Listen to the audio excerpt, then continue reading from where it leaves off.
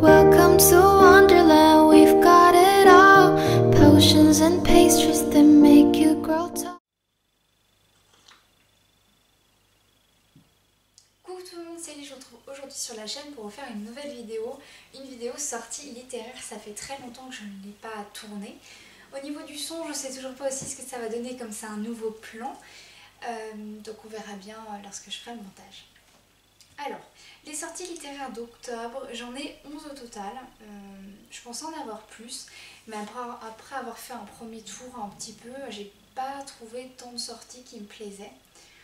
Donc je vais vous présenter ce que j'ai trouvé et qui est en accord avec la nouvelle ligne, on va dire, que j'ai choisie pour le blog ou pour les autres réseaux d'Elise Book. Alors, le premier livre qui va sortir, dont je vais vous parler, je l'ai en service de presse justement. Il va sortir le 5 octobre et c'est Le Cercle des Sorcières. Donc tome 1, Axa Haven, de Sacha Peyton Smith. C'est aux éditions Casterman que ça sort. Et c'est le livre dont je vous parlais lorsque j'ai fait ma pile à lire du Pumpkin Autumn Challenge. Parce que c'est une lecture qui est apparemment un petit peu féministe. Autour des sorcières de toute façon, sur la découverte des pouvoirs. J'ai pas forcément envie de me spoiler plus que ça, mais pour vous dire juste un petit peu juste la petite ligne pour vous la lire, pour vous donner une idée, ça l'annonce comme un roman de fantasy féministe à la croisée du dernier magicien et de l'année de grâce. On va voir ce que ça donne. De toute façon, je vais le lire là début octobre et puis on verra. Donc celui-ci sort le 5 octobre. Ensuite, le 12 octobre, vous avez Le Temps des sorcières qui va sortir. C'est de Alix Iharo. Je vous mets la couverture quelque part sur l'écran. Vous allez voir, oui, c'est mes deux livres en fait sur les sorcières que j'ai trouvé. Mais au début, ça s'annonçait quand même comme une rentrée littéraire, enfin des sorties littéraires très autour de la sorcellerie.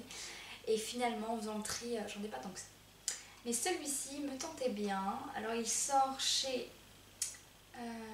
les chaque fois il faut trouver.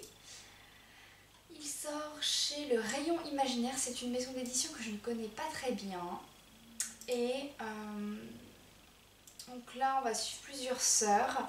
En fait, de ce que je comprends sur le petit speech, donc depuis la nuit des temps, en fait il y a eu des sorcières. Les hommes ont érigé des bûchers pour elles, ils les ont brûlées vives, ils les ont pendues, tout ce que vous voulez. Et il y a une haine qui s'est un peu emparée des générations en fait, des sorcières qui ont suivi. Et la vraie sorcellerie apparemment n'a besoin que de 3 choses pour renaître. La volonté de l'écouter, les vers pour lui parler et les voix pour la laisser pénétrer le monde. Et car tout ce qui est important va par 3. Et en fait on commence l'histoire avec 3 sœurs, donc les sœurs Eastwood, Bella, Agnès et Geneviève, qui sont mues par la colère, justement la peur, la haine de ce qui a pu se passer il y a très longtemps. Elles ont des dons, elles veulent les exprimer et elles ont décidé qu'il fallait que ça sorte. En fait c'est un peu ça. Et on va être sur une lecture un peu, peut-être aussi un petit peu féministe, comme on parle quand même on va parler des chasses aux sorcières. Donc je pense que ça serait une lecture assez intéressante. Ça a l'air d'être un gros pavé, quand même. Mais il a l'air assez prometteur et c'est marrant parce qu'en lisant le speech, les sœurs Eastwood, attendez, que je dise pas quand même de bêtises, ça me fait penser, vous savez, aux sœurs dans Hocus Pocus. Oui, non, c'est pas une réécriture ni quoi que ce soit. Ok, donc ce n'est pas une réécriture. Donc celui-ci va sortir le 12 octobre. Le 13 octobre, vous avez une réécriture du mythe plutôt de Pandore qui va sortir aux éditions Michel Lafon, qui s'appelle Pandore. Le titre anglais est Pandora. Et c'est de Susan Stokes Chapman. Certaines portes sont fermées pour une bonne raison. C'est ce qui est écrit sur la couverture. Et donc c'est une réécriture du mythe de Pandore. Et on reprend en fait dès le début, qu'est-ce qui s'est passé. Ça l'adapte aussi un petit peu, j'ai l'impression, à notre temps. Mais j'ai vraiment hâte, je ne me spoil pas plus, mais j'ai vraiment hâte de voir ce que ça va donner parce que le mythe de Pandore, on le connaît un petit peu parce qu'on a entendu à l'école ou dans les films, mais je pense pas qu'il y ait tant de livres que ça sur le mythe de Pandore. Alors ensuite je vais vous parler du... Ok, il y a fait un bruit. Je vais vous parler des Sœurs Holo qui va sortir le 19 octobre aux éditions Rajo et c'est de Crystal Sutherland. Alors, en fait c'est l'histoire de deux sœurs aînées, deux sœurs qui ont disparu quand elles étaient très jeunes et qu'elles en sont revenues avec un tatouage en forme de croissant de lune dans le cou, des cheveux très blancs, des yeux noirs, et on va suivre Iris Holo qui a 17 ans quand on commence l'histoire, qui a toujours été un peu la fille la plus étrange du lycée, malgré ses marques par rapport à cet enlèvement. Elle essaye d'être quelqu'un de normal, sauf qu'un jour sa sœur aînée redisparaît. Et là, elle va devoir un peu mener l'enquête et sauver sa sœur pour savoir qu'est-ce qui s'est passé par le passé, pourquoi ils ont été de nouveau enlevés. Donc ça a l'air très, très prometteur aussi. La couverture est vraiment travaillée aussi parce que vous avez, je sais pas où je vais l'afficher, hein, mais vous avez en fait des espèces de tiges de fleurs qui sont, je pense, qui sortent de son visage avec des traces de sang. Et avec ce contour tout blanc là, c'est un peu particulier. Mais je pense que ça va être une bonne lecture aussi. Je sais pas ce que ça vaut, mais je pense qu'on est aussi un petit peu sur la sorcellerie. La prochaine sortie, je ne pouvais pas ne pas en parler. Il s'agit du Alice au Pays des Merveilles, illustré par Minanima, et qui va sortir chez Flammarion le 19 octobre également. Alors vous savez, c'est typiquement les genres de sorties qu'on va attendre là pour tous les fans en fait de contes ou de réécriture de contes, parce que déjà c'est le texte normalement original. J'ai pas encore vu ça pour le... comment dire, le livre de la jungle, en tout cas c'est le cas. Le livre de la jungle que je n'ai pas, mais j'ai pas forcément aimé, donc c'est pas une édition qui me plaît. Mais je vais voir pour Magicien d'Oz. Là en plus, j'ai pas regardé pour Peter Pan. Mais là en plus de Alice au Pays des Merveilles, vous avez aussi Blanche-Neige qui va sortir, donc on va voir, mais ça a l'air des tomes assez conséquents au niveau épaisseur, donc je pense que c'est quand même le texte intégral qui va être mis dedans. Moi j'ai hâte de voir la tête du coup des illustrations d'Alice, même si je me suis fait spoiler quelques illustrations, déjà, malheureusement. Mais ça va être un livre qui va direct rejoindre ma bibliothèque.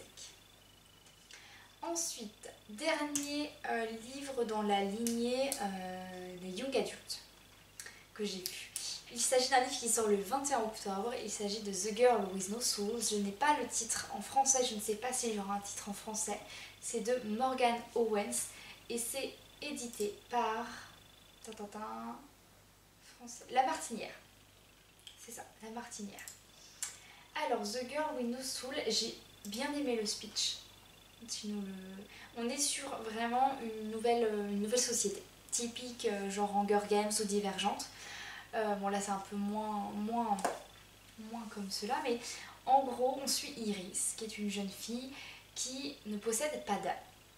Ça aurait pu bien se passer. Sauf que, en fait, l'endroit où elle vit, la société où elle vit, ils sont justement surveillés. Les âmes de chaque citoyen est contrôlée, surveillée pour voir que personne ne s'écarte en fait du droit chemin. Sauf qu'elle, bien sûr, elle ne possède pas d'âme, donc elle échappe totalement à la vigilance des inspecteurs. Mais ça l'empêche totalement de ressentir des émotions, des sentiments ou de savoir qu'est-ce qui s'est passé avant en fait. Elle ne se souvient pas du tout de son passé. Sauf qu'un beau jour, elle va toucher un bijou qui appartient à une grande famille et ça va réveiller un pouvoir en elle. On appelle ça une étincelle, c'est l'une des 5 composantes de son âme en fait et qui va se réveiller. Et avec ce réveil va grandir en fait des sentiments qu'elle ne connaissait pas et qu'elle ne pensait jamais en fait éprouver. Et ça va la faire se questionner sur qui elle est vraiment, qu'est-ce qui s'est passé, pourquoi elle a plus son âme et elle va partir en quête de soi-même. On est vraiment sur quelque chose de... il parle pas de romance, il parle pas de rencontre. Là, le résumé se fixe uniquement sur Iris. Donc je pense que ça va être pas mal, sachant qu'il y a ce côté de traque aussi. Parce qu'apparemment, elle a un secret, elle a quelques pouvoirs un peu étranges.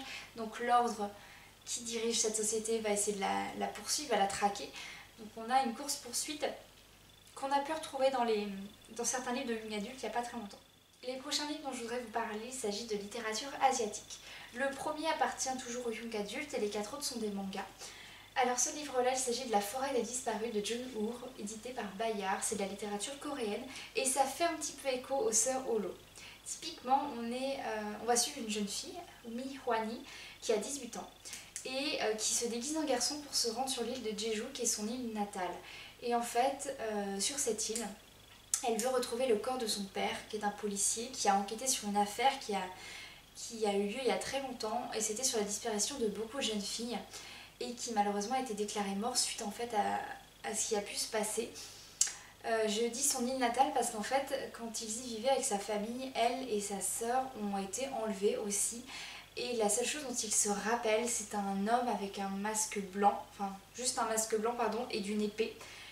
Et ensuite en fait ils ont été séparés, donc il y en a une qui est restée sur l'île, qui a été élevée par une chamane, et l'autre est partie en fait de l'île avec ses parents, sachant que son père est revenu pour mener une enquête.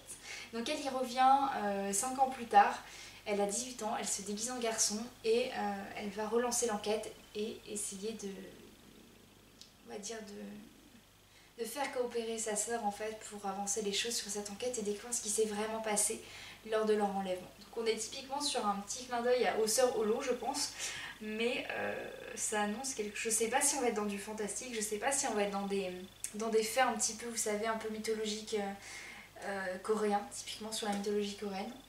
On va voir ce qui va se passer. Ensuite on passe aux mangas. Alors les mangas, j'ai eu plusieurs choses qui avaient l'air intéressantes. Le premier c'est Happy Land de Shingo Honda qui va paraître aux éditions Omake ou Omake, je sais jamais comment le dire. C'est Omake je crois. Oui c'est ça, Omake Books. Omake Books. Happy Land, on est sur une famille qui est sans histoire. Tout va bien. Les parents, ils s'aiment, ils adorent leurs enfants, il n'y a pas de friction, ça communique bien, les enfants sont brillants, ils sont en bonne santé, bref, tout va bien. Sauf que le père, un de ces jours, emmène la petite famille dans le parc qui s'appelle Happy Land. C'est un parc aux attractions extrêmes et en fait ça fait surgir les secrets les plus inavouables. Et bien sûr, ça va exposer tout ce qui se passe dans cette famille qui a l'air pas parfaite et qui l'est pas forcément. On est vraiment sur une couverture qui fait un peu peur, on peut le dire. On est sur le type de couverture, vous savez, de Juge ou je sais plus comment il s'appelle l'autre, mais en fait on a un homme avec une tête de lapin. C'est pas du tout le même dessin, mais on a cet esprit-là qui revient. Moi, ce côté un peu d'horrifique et de parc d'attraction me plaît pas mal. Ensuite, le 12 octobre, nous avons le manga La désastreuse histoire des jumeaux Stevenson de Morikawa Yu qui sort chez Moonlight. Alors, on est typiquement sur une réécriture un peu de Jekyll et Mr. Hyde parce que ce sont des jumeaux dans notre histoire, ce sont les stars de l'école, ils échangent leur personnalité. Il y en a qu'un bien sûr qui le remarque, c'est John. Et un jour, il y en a un qui meurt, un des deux jumeaux, mais on ne sait pas lequel. Et on ne sait pas ce qui s'est passé. Donc moi j'ai hâte de voir aussi ce que ça va donner parce que Dr. Jekyll et Mr. Hyde j'aime beaucoup. Et le dessin a l'air pas mal. Alors Morikawa Yu, qu'est-ce qu'elle a fait en fait d'autre? Parce que je crois que j'en ai déjà lu d'elle. Ah non, c'est le premier qui sort en France d'elle. Ah oui, j'en ai peut-être lu en anglais, c'est pour ça que son style me dit quelque chose. En tout cas, il sort le 12 octobre et il a l'air très prometteur aussi. Un autre que j'ai déjà lu en anglais, encore, en scan en anglais. Il s'agit de Practiced Liar de Meda Mayaki qui va sortir aux éditions Taifu Comics. C'est un yaoi, ça sort chez Taifu. Alors, l'histoire est trop bien, c'est un one shot, donc c'est une histoire complète. Et on est sur l'histoire de Miura qui, depuis sa plus jeune enfance, a vu émerger des pouvoirs de télépathie. Donc en fait, il peut vraiment lire toutes les pensées des gens. Et ça a causé beaucoup de problèmes parce qu'il ne se rendait pas compte des faux semblants ou quand les gens... en fait, ils pouvaient juste lire ce qu'il y avait dans leur esprit et il n'y avait pas forcément les pensées ou les émotions qui étaient derrière cela. Et ça lui a causé beaucoup de problèmes dans son adolescence, on va dire, quand il était à l'école. Je sais pas comment... quand il était au primaire ou au collège, ça a eu beaucoup d'impact en fait sur ses relations avec les autres personnes, donc il a décidé de ne plus se rapprocher de qui que ce soit.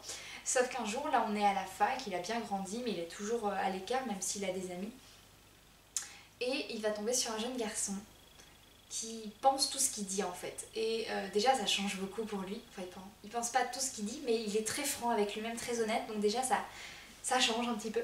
Et la première chose qu'il entend c'est je t'aime, je t'aime, je t'aime, je t'aime. Et en fait il est dingue de lui, ce jeune garçon, il est dingue de Miura.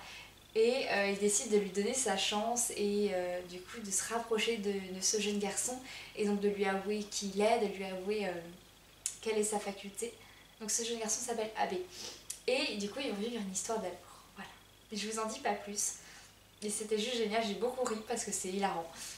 Il y a des scènes en fait qui sont assez drôles vu que du coup il sait tout ce qui se passe dans sa tête. Nous on a aussi toutes les petites bulles, on sait ce qu'il pense et c'est vraiment cool. Et donc celui-ci va sortir le 14 octobre.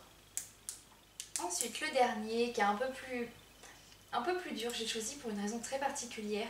Le titre c'est Les Amants Sacrifiés, donc c'est que des premiers volumes, tout ce que je vous montre c'est que des premiers volumes. Donc Les Amants Sacrifiés et c'est de plusieurs écrivains. Le dessinateur c'est Masasumi Kakizaki et les écrivains je ne vais pas tous vous les dire, il y en a 3 différents mais de toute façon je pense pas que vous les retiendrez comme c'est des noms assez compliqués j'avoue. Et c'est paru chez Kaon. Alors Les Amants Sacrifiés, on est dans les années 40, aux portes de la guerre et on est au Japon. Donc il s'enfonce dans la dictature, ça ferme ses frontières et on va suivre donc une famille, la famille Fukuhara, qui tient un commerce quand même très important d'un point de vue international. Et il décide en fait de changer un peu ses canaux en fait, d'approvisionnement et d'aller au Mandchourie. Alors, le Mandchourie c'est une province du nord de la Chine qui a été occupée, qui est passée sous la coupe en fait, japonaise. Et en fait ça a l'air d'être une terre d'abondance mais il s'est passé des choses effroyables pendant la guerre là-bas. Je sais pas le sujet de la chaîne, c'est pas... voilà, mais moi je me suis beaucoup renseignée dessus et pour la petite anecdote en fait, il y a eu un gros camp de concentration et d'expérimentation sur les âmes, pas les âmes n'importe quoi, mais sur tout ce qui est produits chimiques, tout ça sur les personnes. Et c'est en fait, c'est à côté Auschwitz, c'était pas gentillet parce qu'il s'est passé des choses énormes aussi là-bas, mais l'unité 731 qui est une des unités les plus horribles on va dire, c'est tout juste reconnu en fait publiquement. Voilà. Donc il y a encore des torts qui sont... il y a encore des règlements de compte entre guillemets entre différents états. Et c'est pour ça en fait que j'ai choisi ce livre parce qu'il parle du Mandchourie et c'est dans le Mandchourie qu'il y avait cette unité. Et en fait il y a ce mari, ce père de famille par contre, qui va embarquer dans un voyage pour le Mandchourie avec son neveu. Et le souci c'est que quand ils reviennent, sa femme sent un changement. Il y a un secret, il y a quelque chose qui s'est passé là-bas et qui va pas en fait. Parce que quand son mari revient, non seulement il a changé, non seulement il cache quelque chose, mais il veut à tout prix qu'il fuit et qu'ils aillent aux États-Unis. Alors que c'est un ennemi en fait du Japon. Et voilà, ils savent pas ce qui s'est passé et ça va être à nous de le découvrir. Donc typiquement en fait moi c'est le côté, c'est parce que je connaissais l'unité 731 que je me suis dit Mandchourie, peut-être qu'ils vont en parler, c'est ça, uniquement pour ça que j'ai noté ce livre. Mais sinon, bon les dessins sont vraiment très matures, les dessins sont très matures, on est sur vraiment typiquement un livre, ils mettent ça du seinen pour les ados, mais moi je mettrais ça carrément en adulte, dans le côté de dureté, de maturité. Ça se passe quand même aux portes de la guerre, c'est dans un lieu qui est occupé par l'armée japonaise, donc je pense que ça peut être assez pas violent mais assez dur. Alors Les Amants Sacrifiés du coup c'était le dernier dont je voulais vous parler, même s'il est un peu spécial. Donc au total j'en avais une bonne dizaine. J'avais voulu justement pour ces sorties littéraires vous présenter que des premiers volumes, que des toutes premières sorties, pas des suites de saga. Peut-être que je ferai un point de suite à un autre moment dans le mois, mais je trouvais qu'il fallait que je refasse ces petites vidéos, ça fait très longtemps. Donc j'espère que cette vidéo vous a plu. N'hésitez pas à me dire ce que vous en avez pensé en commentaire et si surtout vous avez vu passer des titres, vous, qui vous semblent intéressants et qui pourraient me plaire par rapport à cette nouvelle ligne éditoriale si je puis dire. S'il y en a qui vous plaisent, si vous voulez en parler un peu plus longuement, n'hésitez pas aussi à m'envoyer des commentaires. Et puis voilà. En attendant la prochaine vidéo, je vous dis à bientôt, je vous souhaite une très bonne lecture.